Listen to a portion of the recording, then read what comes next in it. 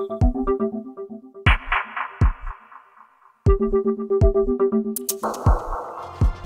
pagsisimula po ng termino para sa 20th Congress, iginiit ng ilang senador na dapat ituloy ang impeachment proceedings laban kay Vice President Sara Duterte. Balitang hatid ni Mav Gonzalez.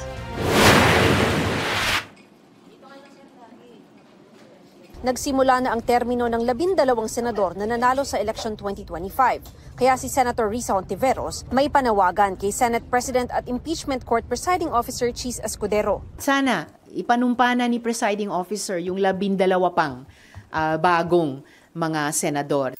Sa 12 newly elected senators, 5 ang re-elected, sina Pia Cayetano, Bato de la Rosa, Bongo, Lito Lapid at Amy Marcos. 4 naman ang returning o mga dating senador na nagbabalik Senado, sina Bam Aquino, Ping Lacson, Kiko Pangilinan at Tito Soto. Habang 3 ang mga bagong salta sa Senado, sina Rodante Marcoleta, Erwin Tulfo at Camille Villar.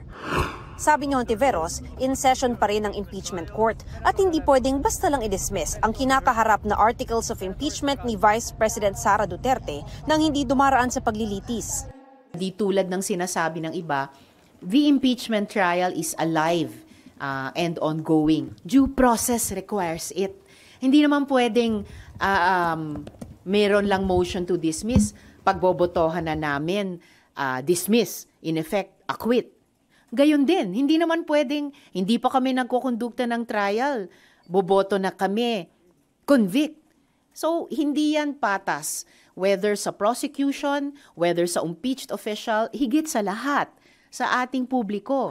Sabi rin ni Senador Joel Villanueva, tututulan niya kung may magmosyon na i-dismiss agad ng korte ang articles of impeachment. I don't know if it is still vague to some individuals, yung provision ng Constitution, yung initiation, exclusive sa House, trial, exclusive sa Senate.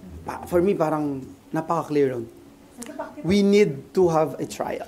Gusto rin makita muna ng bagong senador na si Erwin Tulfo ang mga ebidensya, kaya kailangang umabot sa trial.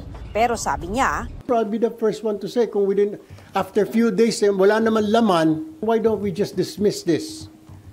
Pero kung may laman naman, then let's fight. It will take 6 months, Senator Erwin Tulfo, then let's go for it. Sabi rin ni Senador Tito Soto, dapat bigyan ng pagkakataon ng prosekusyon at ang bise na ipresenta ang kani-kanilang argumento. Sabay banggit sa hinaharap ng Senate leadership. I expect that the impeachment court will be called by July 29 nung kung sino man yung Senate President. Hindi pa pwedeng i-dribble yun, hindi pa pwedeng ibabaliwalain yun. Hindi pwede because it's what the Constitution says. We have to follow the Constitution. At kahit pa hindi sumunod ang Kamara sa ikalawang utos ng impeachment court na dapat ideklara ng 20th Congress na desidido pa silang ituloy ang impeachment, mananawagan kami na magkaroon ng schedule para pag-usapan kaagad yun. At mag-convene yung impeachment court. Mav Gonzalez, nagbabalita para sa GMA Integrated News.